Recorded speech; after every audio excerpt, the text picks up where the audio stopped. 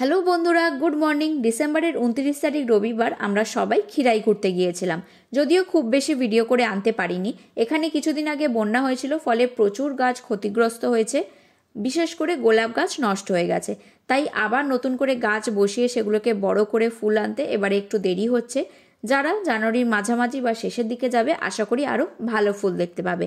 আমরা গাঁদা, অল্প কিছু চন্দ্রমল্লিকা, স্যালভিয়া, কিছু অ্যাস্টার আর কসমস গাছ দেখতে পেয়েছি। তাছাড়া সবজি গাছ কিছু ছিল, যেমন ওলকপি, বাঁধাকপি।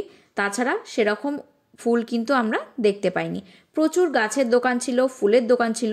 5 টাকা করে আমরা এই চন্দ্রমল্লিকাগুলো কিনেছি, আর জিপসি আর র্যাপিং পেপার দিয়ে সাজিয়ে দেওয়ার জন্য আরও 5 টাকা এক্সট্রা।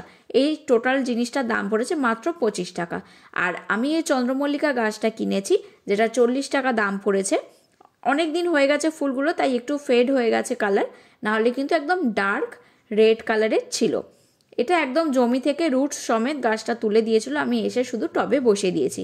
পরের বছর এই গাছটা থেকে কাটিং করে নতুন চারা গাছ আমি তৈরি করব। তো আজকের ভিডিওটা এখানেই শেষ করছি, পরের ভিডিওতে খুব তাড়াতাড়ি দেখা হবে।